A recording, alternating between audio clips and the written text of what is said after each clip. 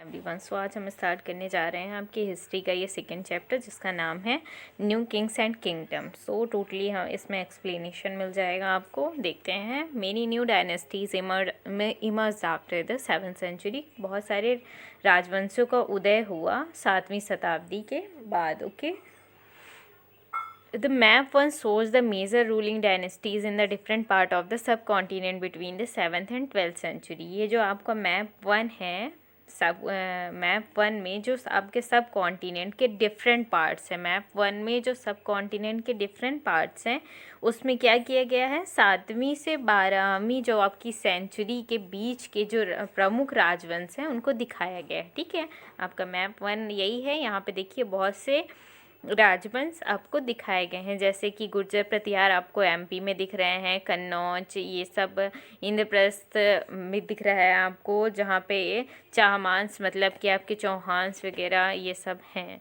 तो इस तरह से आपको सब इस मैप में दिखेगा। ओके, देन हम आते हैं the emergence of the new dynasties. Emergence of new dynasties मतलब कि नई राजवंशों का उदय। देखिए कैसे हुआ है। By the 7th century there were big landlords or various chiefs in different regions of the subcontinent। 7वीं आपकी 7th century आते आते जो आपके सब कॉन्टिनेंट के डिफरेंट पार्ट्स में बड़े बड़े भूस्वामी लैंडलॉर्ड्स और योद्धा सरदार अस्तित्व में आ चुके थे। Existing kings often acknowledged them as the subordinate or samans। और जो राजा लोग थे प्राय उन्हें अपने मतलब कि समांत के रूप में मानते थे। Okay, they were expected to bring gift for their kings or overlords, be present at their courts and provide them with the military support। उनसे उम्मीद की जाती थी कि वे राजा स्वामी लोगों को, राजा लोग जो थे उनके लिए उपहार लाएंगे और उनके राज दरबार में हाजिरी लगाएंगे। फिर उनको क्या दिया जाता था, सैन्य व्यवस्था दी जाती थी, मतलब मिलिट्री सपोर्ट दिया जाता था राजाओं के through. Okay, as the samantas gained power and the wealth they declared themselves to be the महासमंस महामंडलेश्वर। ओके, तो जब उनके पास संप्रदा अधिक आ गई और वो थोड़ा सा इंडिपेंडेंट हो गए तो उन्होंने अपने को महासमंत या मंडलेश्वर, पूरे मंडली का जो स्वामी होता था, ये घोषित कर दिया उन्होंने। And so on. Okay, Sometimes they asserted their independence from overlord। कभी कभी वो क्या करते थे कि स्वतंत्र होने का भी दावा किया करते थे। One such instance was that the Rashtrakuta in the Deccan। इसी तरह का एक उदाहरण है राष्ट्रकूटों का जो डेक्कन में रहा करते थे। ठीक है, initially they were subordinate to the Chalukya of Karnataka. वो क्या थे, शुरुआत में वो कर्नाटक के जो चालुक्य थे उन राजाओं के अधीनस्थ थे। देखिए यहाँ पे हम आपको मैप में दिखाते हैं। राष्ट्रकूट यहाँ पे हैं, ये आपके यहाँ पे राष्ट्रकूट हैं। ठीक है ना, और जो आपके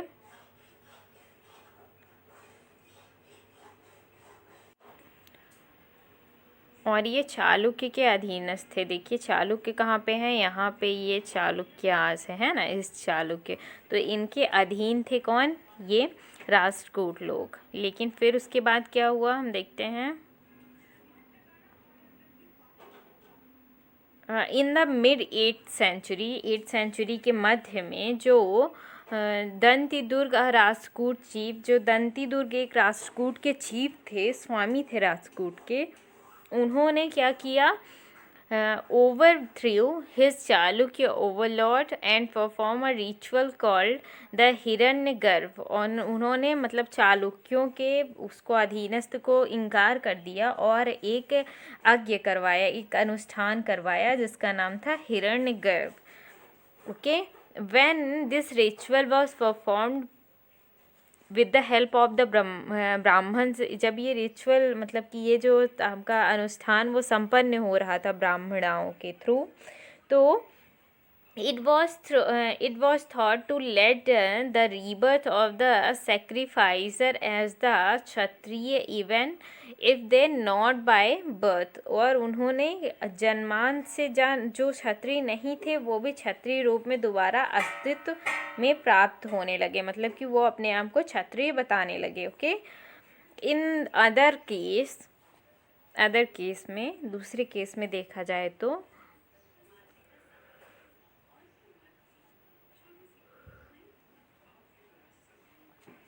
men from the enterprising families use their military skills to crave out kingdoms। क्या करते थे कि कुछ अन्य उदाहरण में उद्यमी परिवार के पुरुष अपनी राजशाही कायम करने के लिए सैन्य कौशल का इस्तेमाल किया करते थे। फॉर इंस्टेंस द कदम्य मयूरश्मर्ण जो थे एंड गुर्जर प्रतिहार हरिश्चंद्र ब्राह्मण थे। जो यहाँ पे मतलब कि मिसाल के तौर पर जो कदम मयूरश्य शर्मण थे और गुर्जर प्रतिहार ब्राह्मण के रूप थे, तो उन्होंने क्या किया, their traditional profession and look to arm, उन्होंने क्या किया कि जिन्होंने अपना परंपरागत पेशे को छोड़कर और अस्त्र शस्त्र ले लिए और क्या किया, successfully establishing kingdom in the Karnataka and Rajasthan respectively. और उन्होंने अपना राज्य शासन बना लिया कहाँ पे, कर्नाटक और राजस्थान में सफलतापूर्वक। इसके बाद देखते हैं एडमिनिस्ट्रेशन इन द किंगडम, राज्यों के प्रशासन। तो इसमें many of these new kings adopted high sounding titles such as maharaja adhiraja and बहुत सारे इन्होंने क्या किए, जो यहाँ के राजा थे ना, राजा लोगों ने कई उपाधियाँ धारण की, जैसे कि त्रिभुवन चक्रवर्ती और इसी तरह के महाराजा अधिराज की उपाधि, काफ़ी भारी भरकम उपाधियों को धारण किया। फिर देखिए in spite of such claim, देखिए इसके बाद इन्होंने क्या किया, जो इनके इस तरह के दावों के बावजूद वे सामंतों के साथ और किसान जो रहते थे और व्यापारी तथा जो संगठन सत्ता थी उनकी, जो पावर ऑफ देयर समान्स थे, उनको इन लोग काफ़ी साझेदारी से मेंटेन किया करते थे।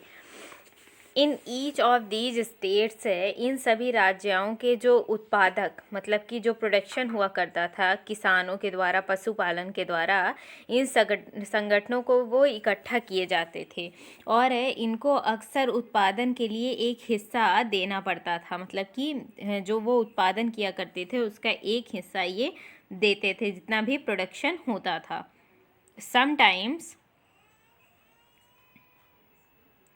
Sometimes there were claimed rent due to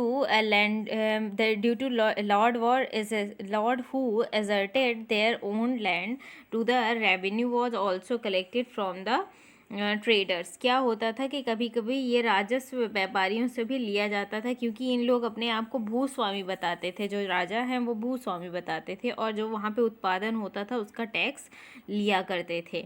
इसके बाद देखिए these resources were used to finance the king's establishment as well as for the construction of the temples and forts. और ये जो संसाधन के ये जो राजा लोग लेते थे, मतलब कि जो टैक्स वगैरह लेते थे, इसका क्या करते थे, इससे टेम्पल बनाया करते थे और मतलब काफ़ी कुछ इम्प्रूवमेंट किया करते थे, ऐसे ही नहीं ख़राब किया करती थी सारी चीज़ें। विच वर in the turn expected to lead the acquisitions of the wealth in the form of the plunder and access to land as well as the trade routes। और क्या करते थे कि जैसे संसाधन में उन युद्ध लड़ने के लिए उन लोग लड़ने के लिए भी इस्तेमाल करते थे, इसमें जो भी मिल जाता था उसको, और जिससे लूट की शक्ल में धन मिलने की तथा ज़मीन और व्यापारियों को मार्गों की संभावनाएं बनती थीं, जिससे मतलब कि थोड़ा सा ये इम्प्रूवमेंट कर देते थे वहाँ पे फंक्शंस में। और the functionaries were collecting the revenues were generally recruited from the influential family and the position of the heredity. क्या करते थे कि ये जो राजस्व वसूली की जाती थी ये वंशानुगत होती थी, है ना। इसके जो पदाधिकारी को नियुक्त कर देते थे एक बार, तो उनके जो दूसरे और भी फैमिली वाले मेंबर्स आते थे उनको ही दोबारा रखा जाता था। This was true about the army as well. और ऐसे ही सेनाओं में भी हुआ करता था। In many cases the close relatives of the king held these position. और बहुत से केसेस में जो किंग के क्लोज रिलेटिव होते थे वही इस पोजीशन को लिया करते थे। अब प्रशस्ति एंड द लैंड ग्रांट्स, और प्रशस्ति और भूमि अनुदान। देखिए जो प्रशस्तियाँ हैं, प्रशस्तियों ऐसे ब्यौरे होते हैं जो शब्द मतलब वर्ड्स में वो सही नहीं होते, लिटरली वो ट्रू नहीं होते हैं, बट जो प्रशस्तियाँ हमें बताती हैं कि शासक खुद को कैसा दर्शाना चाहता है। प्रशस्ति जो होती थी वो बताती है कि शासक जो है वो खुद को कैसा दर्शाना चाहता है, मतलब कि खुद को वीर कहता है या वीर योद्धा के रूप में दर्शाना चाहता है, क्या बोलता है। एंड ये जो विद्वान ब्राह्मण द्वारा रची गई थी, ये प्रशस्तियाँ जो थी विद्वान ब्राह्मण द्वारा रची गई थी।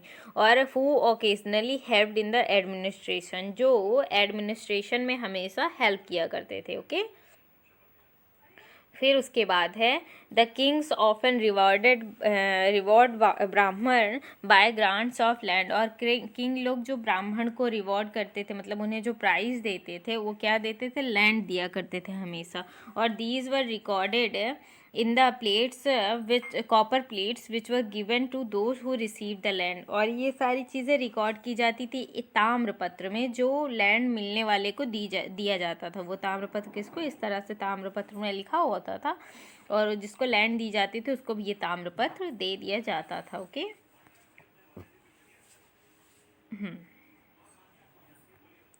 उसके बाद unusual for the 12th century was long Sanskrit poem containing the history of the king who ruled over the Kashmir। 12वीं शताब्दी के एक विहद संस्कृत काव्य के रचा गया, मतलब कि बहुत बड़ा संस्कृत काव्य रचा गया 12वीं शताब्दी में। एंड कहाँ का था ये, जिसमें कश्मीर पर शासन करने वाले राजाओं का इतिहास दिया गया, ठीक है ना। कब रचा गया था ये, 12th century में। ओके, कब, 12वीं शताब्दी में। फिर इसके बाद देखिए it was compose by the author named Kalhana. Kalhana द्वारा ये सॉरी इसको कल्हण कह सकते हैं। ओके, कल्हण द्वारा ये रचा गया था, ठीक है। तो इसका कुछ नाम भी था, मुझे भी ध्यान नहीं आ रहा है। He used a variety of the sources including inscriptions, documents, eyewitness and account and the earlier histories to write his account। उन्होंने इसमें बहुत सारी चीज़ों का इस्तेमाल किया, बहुत सारे स्रोतों का इस्तेमाल किया, फिर उसको लिखा है। Unlike the writers of the Prasasti, he was often critical about the rulers and their policies। और वो काफ़ी असाधारण थे, जैसे लोग लिखा करते थे वो थोड़ी से चेंज थे इससे, और ग्रंथों को असाधारण रूप से उन्होंने दिखलाया है, नीतियों की आलोचना की है, वहाँ पे राजाओं की नीतियों की आलोचना इन्होंने की है। वेलफेयर फॉर वेल्थ, धन के लिए युद्ध। देखिए धन के लिए यहाँ पे युद्ध कैसे किए जाते थे, ये काफ़ी इम्पोर्टेंट टॉपिक। तो you may have notice that each of the ruling dynasties was based on a specific reason. आपको पता होगा, ये आपने गौर किया होगा कि जो प्रत्येक शासक राजवंश का आधार एक विशेष क्षेत्र को ही हुआ करता था। And they try to control other areas, और वहाँ से दूसरे एरिया में वो लोग कंट्रोल करना चाहते थे, हमेशा कोशिश करते रहते थे वो कंट्रोल करेंगे। On particularly prized area was city of the Kannauj in the Ganga valley. और एक विशेष रूप से जो वांछनीय क्षेत्र अब वो गंगा घाटी के कन्नौज नगर, ठीक है ना। इसके बाद for century the ruling belonging of the Gurjara Pratiharas Rashtrakuta and the Pala dynasties fought for the control over the Kannauj. क्या होता था कि ये जो राष्ट्रकूट और पाल और गुर्जर प्रतिहार जो शासक थे उनके ऊपर एक सेकेंड। गुर्जर प्रतिहार, राष्ट्रकूट और पाल वंशों के शासक सदियों तक कन्नौज के ऊपर नियंत्रण लेकर आपस में लड़ते रहते थे। मतलब ये तीन जो थे, मैं एक नाम इधर उधर हो गया, तो पहले गुर्जर प्रतिहार, राष्ट्रकूट और पाल जो डायनेस्टी थी, ये हमेशा आपस में लड़ती रहती थी कि मुझे गंगा घाटी कन्नौज पर शासन करना है। ये आपस में लड़े भड़े रहते थे। चूँकि ये इस लंबी लड़ाई को चलते तीन पक्षीय लड़ाई हो गई थी, कभी किसके बीच में कभी किसके बीच में, तो इसीलिए इसको ट्रिपलाइट स्ट्रगल भी कहते थे, या फिर हम कह सकते हैं त्रिपक्षीय संघर्ष भी कह सकते हैं उसको। Okay, as well as we see the rulers also tried to demonstrate their power and resources by the building large temple।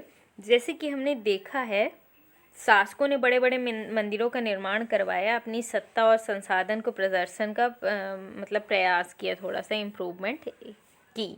So when they attack one and other kingdom, जब वो दूसरे किंगडम पर अटैक करते थे तो क्या करते थे कि उनका टारगेट क्या रहता था, मंदिर ही रहता था। वो हमेशा कुछ ज़्यादा धन इकट्ठा करना चाहते थे और मंदिरों को ही हमेशा निशाना बनाते थे। इसके बारे में थोड़ा सा हम डिटेल में 5th चैप्टर में पढ़ेंगे। फिर इसके बाद क्या होता है देखिए, हम आपको यहाँ पे समझा देते हैं। अफ़गानिस्तान के जो गजनी सुल्तान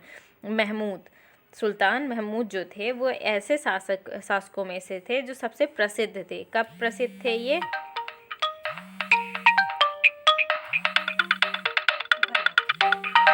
कॉलेज से है।